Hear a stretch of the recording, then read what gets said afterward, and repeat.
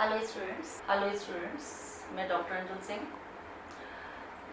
आज आपको again carbohydrate chemistry के बारे में समझाने जा रही हूँ। मेरे पिछले वीडियोस में जैसा मैंने तुम्हें आप सबको बताया कि कार्बोहाइड्रेट में ग्लूकोज की संरचना हम लोग पढ़ रहे हैं। कंटिन्यूएशन में ग्लूकोज की ओपन चेन स्ट्रक्चर पढ़ ली हमने, ग्लूकोज की साइक्लिक स्ट्रक्चर्स भी हमने स्टैब्लिश कर दी थी। ग्लूकोज दो रूपों में पाया जाता है, अल्फा ग्लूकोज और बीटा ग्लूकोज। तो आज हम इसी के बारे में कंटिन्यूएशन में स्टडी करेंगे।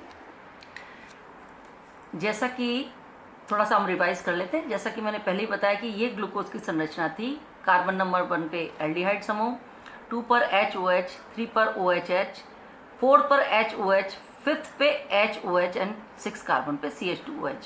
और ये ओपन चेन स्ट्रक्चर ने बहुत सी रिएक्शंस को प्रदर्शित किया था, पर कुछ रिएक्शंस जो ग्लूकोज का ओपन चेन स्ट्रक्चर नहीं दे पाया, उसका कारण जानने के लिए जब रिंग स्ट्रक्चर की खोज की गई तो देखा कि कार्बन नंबर 5 का H माइग्रेट कर जाता है कहाँ पर, कार्बन नंबर 1 के ऊपर, और ये वाला O जो है वो लिंक हो जाता है कार्बन नंबर 1 से, लाइक दिस। तो अगर H और OH के रूप में जुड़ता है तो उसको हम बोलते हैं अल्फा ग्लूकोज, और अगर ये OH अगर सपोज इधर भी हो सकता है, अगर इधर जुड़ता है तो उसको बोलते हैं हम बीटा ग्लूकोज। अब एक क्वेश्चन जो तुम्हारे दिमाग में आना चाहिए, मेरा मानना है कि पूछ सकते हैं बच्चे, या कोई क्वेरी भी हो सकती है कि कार्बन नंबर 5 से ही H ऊपर क्यों जाता है, क्यों नहीं कार्बन नंबर 2 से, क्यों नहीं कार्बन नंबर 3 से, कार्बन नंबर 4 या 6 से। यानी कि रिंग कार्बन नंबर 5 से 1 के बीच में ही क्यों बनती है, और यही वाकई ये स्ट्रक्चर है या नहीं, इसको एस्टेब्लिश करने के लिए आज हम जो है वो पढ़ेंगे कि रिंग वाकई 6 मेंबर होती है कार्बन नंबर 1 और 5 के बीच में, या 1 2 के बीच में होती है, या 1 3 के बीच में, 1 4 या 1 एंड 6 के बीच में। तो ये एस्टेब्लिश करने जा रहे हैं, जिसको हम बोलते हैं determination of ring size in glucose. Glucose में रिंग का साइज को हम डिटरमाइन करने जा रहे हैं। इसके दो मेथड हैं। आज हम पढ़ेंगे मिथाइलेशन मेथड। मिथाइलेशन मेथड क्या है? इस रिंग स्ट्रक्चर में ग्लूकोज में it was assumed that the ring is 6 membered one. How was this determined? कैसे हम डिटरमाइन करेंगे वाकई 6 मेंबर है? तो हम सबसे पहले कुछ रिएक्शंस करेंगे। First of all glucose treated with methanol और HCl। और हम सबको पता है मिथेनॉल और HCl के साथ अगर आप अभिक्रिया करते हैं ग्लूकोज की, तो जैसे सपोज अल्फा ग्लूकोज की करते हैं तो यहाँ कुछ नहीं होता है, OH की जगह यहाँ पर क्या आ जाता है, CH3 आ जाता है। सिमिलरली यहाँ पर CH3, तो इसको बस केवल OH की जगह OCH3 आ जाता है और इसका नाम चेंज हो जाता है। इसको हम बोलते हैं अल्फा मिथाइल ग्लूकोसाइड या methyl alpha D glucoside. Similarly beta के साथ करेंगे तब इसको बोलेंगे बीटा मिथाइल ग्लूकोसाइड। केवल OH का अगर H गायब हो जाता है, उसकी जगह किसकी क्या आ जाता है, OCH3। कब आता है? जब हम ग्लूकोज की रिएक्शन किसके साथ करते हैं, मिथेनॉल और HCl के साथ। तो यानी कहने का अर्थ है कि हम सबसे पहले मिथेनॉल और HCl के साथ अभिक्रिया करने पर हमें दो अब कंपाउंड मिलेंगे, अल्फा मिथाइल ग्लूकोसाइड और बीटा मिथाइल ग्लूकोसाइड। और इस मिथाइल ग्लूकोसाइड को हम डाइमिथाइल सल्फेट के साथ ट्रीट करेंगे, और जिससे कि ये जितने भी OH है रिमेनिंग वो सब भी मिथाइलेटेड हो जाएंगे। मैं आगे बताऊंगी। उसके बाद ये सारे के सारे OCH3 बॉन्ड जो हैं except C1 atom are ether linkage, यानी जितने भी OH होंगे वो सारे के सारे OCH3 में कन्वर्ट हो जाएंगे, तो उसको बोलेंगे हम ईथर लिंकेज। कार्बन नंबर 1 का जो OCH3 वो ईथर लिंकेज नहीं है, ये एक हेमी एसिटाइल लिंकेज है, जो कि डाइल्यूट HCl के साथ अगर हम ट्रीट करें तो हमें टेट्रामिथाइल ग्लूकोज प्राप्त होता है। और these ring structure changes into corresponding open chain form. तो ये अच्छा, और एक चीज जो मैं तुम्हें आप सबको बताना चाहूंगी कि ये जो माइग्रेशन है H का O के ऊपर, ये एक बार हो जाता है तो उसको हम हेमी एसिटाइल लिंकेज कहते हैं, पर ये जा भी सकता है और वापस लौट कर भी आ सकता है। यानी कहने का अर्थ है ये संरचना जो है, अगर यहाँ पर OH इधर आ जाता है तो ये हेमी एसिटाइल संरचना खुलती भी है और बंद भी हो सकती है। ये तभी पॉसिबल है जबकि यहाँ पर H फ्री फॉर्म में होगा। OCH3 हो जाता है तो ये वापस लौटकर H यहाँ पर वापस नहीं आ सकता। यानी कहने का अर्थ है कि हेमी एसिटल लिंकेज कब बनेगा, जब H यहाँ पर कार्बन नंबर 1 पर पहुंच जाएगा O के पास, और ये संरचना खुलती रहती है और बंद होती रहती है। इसलिए हम कहते हैं अल्फा ग्लूकोज बीटा ग्लूकोज में कन्वर्ट होता है, बीटा ग्लूकोज अल्फा में कंटिन्यूसली चेंज होता रहता है via an open chain structure. अब हम करेंगे इसका ओपन चेन फॉर्म में आता है, और इसका अगर हम HNO3 के साथ ट्रीटमेंट करते हैं तो हमें एक इंटरमीडिएट कीटो एसिड मिलता है, जिसका ऑक्सीडेशन करने पर हमें mixture of trimethyl methoxy glutaric acid, dimethoxy succinic acid और मिथॉक्सी एसिटिक एसिड प्राप्त होते हैं। The formation of these acids is explained by cleavage of the carbon chain on either side of C5 in keto acid. Keto group of keto acid must be located at C5.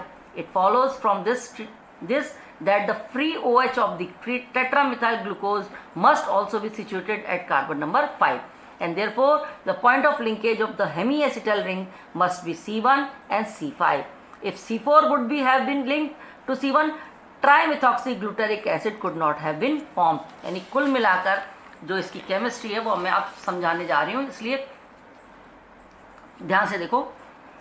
Glucose, जिसको मैंने अभी पहले बताया, glucose की संरचना methanol और HCl के साथ अभिक्रिया करने पर हमें 2 मिथाइल ग्लूकोसाइड मिलते हैं। OCH3 यहाँ आ गया, OCH3 alpha methyl glucoside and beta methyl glucoside. हम एक को लेके चलते हैं। अभी हम अल्फा से ही सारी ट्रीटमेंट कराते हैं, क्योंकि अगर बीटा से भी कराएंगे वो केमिस्ट्री में कोई अंतर नहीं आएगा, प्रोडक्ट भी हमें सेम मिलेंगे। मैंने क्या बताया पहले, सबसे पहले डाइमिथाइल सल्फेट के साथ अभिक्रिया करेंगे तो OCH3 तो कार्बन नंबर 1 पे था, अब कार्बन नंबर 2 भी का OH OCH3 में, 3 का OH OCH3 में, 4th का OH OCH3 में और 6th कार्बन का भी OCH3 में कन्वर्ट हो जाता है। अब दिखने में सब OCH3 1 2 3 4 and 5, these are all methoxy groups, पर ये सारे समूह ईथर लिंकेज हैं। ईथर क्या होता है? COC linkage. COC linkage is known as ether linkage, while this linkage is not ether linkage, this linkage is hemiacetal linkage। इसीलिए ये कैसे कन्फर्म करेंगे, जब हम इस कंपाउंड को बॉयल करेंगे डाइल्यूट HCl के साथ, तो हम देखते हैं ये सारे ईथर लिंकेज कभी भी OH में कन्वर्ट नहीं होंगे, केवल कार्बन नंबर 1 का OH जो हेमिएसिटल लिंकेज था वो हाइड्रोलाइज हो जाएगा। कैसे? H इधर आ जाएगा और OH इधर आ जाएगा, तो OH जैसे ही इधर आएगा हम देखते हैं ये वापस से कन्वर्ट हो जाता है H और OH में। यानी ये OCH3 जो मिथॉक्सी समूह है ये ईथर लिंकेज होने के कारण जल के साथ बॉयल करने पर अपघटित नहीं होते। अब चूंकि ये हेमिएसिटल लिंकेज है, मैंने पहले भी बताया, ये खुल भी सकती है और बंद भी हो सकती है। तो ये थोड़ी देर के लिए जब रिंग ओपनिंग होती है तो हमें अगेन कार्बन नंबर 5 पर क्या मिल जाता है? एल्डिहाइड नंबर 1 पे, और कार्बन नंबर 5 का H चूंकि ऊपर गया था इसलिए वापस यहाँ पर OH आएगा कार्बन नंबर 5 पे। और इसी वक्त अगर हम HNO3 जो कि अच्छा ऑक्सीडाइजिंग एजेंट है इसके साथ अब ऑक्सीडेशन करते हैं, तो हम सबको पता है एल्कोहल जो है समूह जो है वो हमेशा किस में कन्वर्ट हो जाता है? एल्कोहल ऑक्सीडाइज होकर कीटोन या एल्डिहाइड में कन्वर्ट होते हैं। तो चूंकि ये सेकेंडरी एल्कोहल है इसलिए बीच वाली पोजीशन पे हमको क्या मिल जाएगा? एक कार्बन नंबर 5 पे कीटोन समूह मिल जाएगा ये। और कार्बन नंबर 1 चूंकि एल्डिहाइड है, HNO3 के साथ ऑक्सीडेशन करेंगे तो एल्कोहल कीटोन एल्डिहाइड में बदलता है और एल्डिहाइड कीटोन ऑक्सीडेशन करने पर एसिड में बदलते हैं। तो चूंकि एल्डिहाइड यहाँ सेकेंडरी अल्कोहल बदल गया कीटोन में और कार्बन नंबर 1 बदल गया COH समूह में। अब चूंकि ये कंपाउंड इंटरमीडिएट होता है, सेकेंड्स के लिए बनता है और रिएक्शन अभी भी चल रही है, क्योंकि HNO3 एक स्ट्रॉन्ग ऑक्सीडाइजिंग एजेंट है। जैसे ही ये कीटो एसिड बनता है इसको ये तुरंत ऑक्सीडाइज करता है, और ऑक्सीडेशन हमेशा याद रखिए कीटोन वाली जगह से होगा, या तो 4 और 5 कार्बन के बीच में से या 5 और 6 के बीच में से। सपोज लिंक क्लीवेज यहां से होता है, टूटता है अगर ये यहां से, तो हमें कार्बन नंबर 1 2 3 4 5 का एक एसिड मिलेगा। कौन सा एसिड मिलेगा? ये कार्बन तो ऑक्सीडाइज हो नहीं सकता, दिस रिमेन्स एज सच। ये कीटोन जो है वो एसिड में बदल जाएगा। देखो ये एज इट इज है, COH OCH3 OCH3H, HOCH3, and this ketone is converted again after oxidation into COOH, and its name is trimethoxy. 1, 2, 3 trimethoxy glutaric acid. 5 carbon का dicarboxylic acid is known as glutaric acid. और ध्यान रखो ये cleavage किसके बीच में से हुआ, 5 और 6 के. पर पॉसिबिलिटी ये भी है कि हमारा कीटोनिक समूह यहां से भी टूट सकता है. अगेन टूट जाएगा कोई बात नहीं.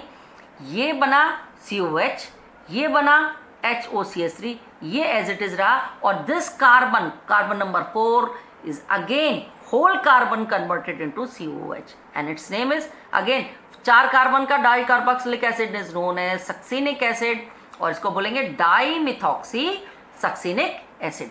अब बचा कार्बन नंबर 5 और 6. तो ये 2 कार्बन कीटोनिक समूह बदल गया COH में, और ये ब्रिमा एज इट इज रहा CH2OCH3. इसको बोलेंगे, अगर मैं हटा दूं तो ये क्या है, जस्ट लाइक एसिटिक एसिड, तो इसको बोलेंगे मिथॉक्सी एसिटिक एसिड. यानी कि अगर हम ग्लूकोज का ये पूरी प्रोसेस करते हैं तो हमेशा हमें ट्राइमिथॉक्सी ग्लूटारिक एसिड प्रमुखता से पाया जाता है. क्लियर है. और अगर ये रिंग कैसी है, 6 मेंबर है, यानी लिंकेज किस किस के बीच में है, कार्बन नंबर 1 और 5. सपोज 1% मानते हैं कि ये लिंकेज 5 मेंबर, ये 6 मेंबर नहीं, कैसी है, 5 मेंबर. यानी लिंकेज किसके बीच में, कार्बन नंबर 1 और कार्बन नंबर 4 के OH के बीच में. तो देखो रिएक्शन सेम है, वही मिथेनॉल HCl के साथ OCH3 आ गया. डाइमिथाइल सल्फेट डाइल्यूट HCl के साथ करने पर ये सारे के सारे समूह जो है OCH3 में बदल गया, और साथ ही में ये OCH3 बनने के बाद OH में कन्वर्ट हो गया. अगेन ये खुली संरचना, डाइल्यूट HNO3 के साथ अभिक्रिया हुई, ऑक्सीडेशन हुआ, तो हमें वापस से ये एसिड में मिल गया. और यहाँ पर कीटोन समूह, अब देखो कार्बन नंबर किस पर आ गया, कार्बन नंबर 4 पर. अगेन HNO3 के साथ ऑक्सीडेशन होगा, तो अब टूटने की स्थिति 2 जगह से, 3 और 4 के बीच में से, और 4 और 5 में के बीच में से. तो अगर 3-4 के बीच में से टूटेगा सपोज, तो हमें क्या मिलेगा, और 4 और 5 के बीच में से टूटेगा तो हमें क्या मिलेगा. तो अगर सपोज हमें देखते हैं 4 और 5 के बीच में से अगर ये टूटता है, इन दोनों के बीच में से क्लीवेज होता है, तो हम देखते हैं क्या मिलता है, 1 2 3 4, यानी COH same, HOCH3 CH3OH, and this converted into COH. Amazing. Dimethoxy succinic acid बिल्कुल सेम मिला. देखो यहां हमने देखा था डाइमिथॉक्सी सक्सिनिक एसिड, इससे भी हमें डाइमिथॉक्सी सक्सिनिक एसिड मिला. ओके, नीचे वाले कार्बन से क्या मिला हमें, methoxy acetic acid. Okay, again methoxy acetic acid. अब अगर क्लीवेज किस किस के बीच में है, 3 और 4 के बीच में, तो देखो this remains as such COH, HOCH3, okay, CH3OCH3H यहां से टूटा है. ओके, तो ये एज इट इज, ये as it is, and this whole carbon converted into COOH, और इसको हम बोलेंगे COH HOCH3, and this carbon converted into COH, तो मिथॉक्सी मेलोनिक एसिड. 3 कार्बन का dicarboxylic acid is known as malonic acid. Now come to this, इसको मैं हटा दूं, ऐसे कर दूं, क्योंकि क्लीवेज किस किस के बीच में, 3 और 4 के बीच में. तो आधा पोर्शन ऊपर का तो ये हो गया, नीचे के पोर्शन से हमें क्या मिला, कीटोनिक समूह किस में बदल गया, अम्ल में. ये किस में बदला, एज इट इज रहा. ये किस में बदला, एज इट इज रहा. तो अगर मैं इसको हटा दूं तो ये क्या है, 3 कार्बन का एसिड इज प्रोपियोनिक एसिड, और चूंकि 2 मिथॉक्सी समूह है, इसका मतलब नाम है डाइमिथॉक्सी प्रोपियोनिक एसिड. सबसे इंपॉर्टेंट बात, अगर 4 मेंबर होता, अगर 3 मेंबर भी हम वापस करके देख लें, 2 पे भी करके लेके, पर हमें कभी भी ट्राइमिथॉक्सी ग्लूटारिक एसिड कभी भी प्राप्त नहीं हो रहा. ये एक्सपेरिमेंटली प्रूवन है कि जब भी हम इसका ये प्रोसेस करते हैं पूरा, तो हमेशा हमें प्रमुखता से ट्राइमिथॉक्सी ग्लूटारिक एसिड प्राप्त होता है. 4 5 अगर हम अज्यूम करते हैं सब चीजें और करके देखते हैं, तो कभी भी हमें ट्राइमिथॉक्सी ग्लूटारिक एसिड प्राप्त नहीं होता है. This shows that linkage is always in between carbon number 1 and carbon number 5। और ये टोटल रिंग कितनी है? एक ऑक्सीजन 1 2 3 4 5 एंड 6, यानी कि ये 6 मेंबर्ड पायरेनोज टाइप की रिंग है, ना कि ये फ्यूरेनोज टाइप की 5 मेंबर्ड रिंग। इसलिए मिथाइलेशन मेथड जो है वो ये बात को प्रूव करता है एक तरीके से कि हमारी रिंग, जो हम आज क्या पढ़ रहे थे, determination of ring size in glucose, तो ring should be 6 membered, 6 membered in the sense it has like this, ये एक carbon carbon carbon carbon carbon, एक ऑक्सीजन A1 2 3 4 5 एंड 6 मेंबर्ड एक साइक्लिक स्ट्रक्चर है, जिसको हम पायरेनोज के रूप में भी व्यक्त करेंगे आगे। जब पिछला हम पढ़ चुके हैं, इसको हम किसके रूप में पढ़ चुके हैं? हावर्थ ने जो प्रोजेक्शन फॉर्मूला पढ़ाया था और ये बताया था कि ये एक पायरेनोज रिंग है, पायरेन से मिलता जुलता है। इसका मतलब है रिंग जिसके बीच में बनती है वो हमेशा 6 मेंबर बनती है, ना कि 5 मेंबर और 3 मेंबर और 7 मेंबर। ओके, तो ये आज की क्लास में बस इतना ही कि ये कौन सा मेथड है? Methylation method. ओके, कल हम दूसरा पढ़ेंगे।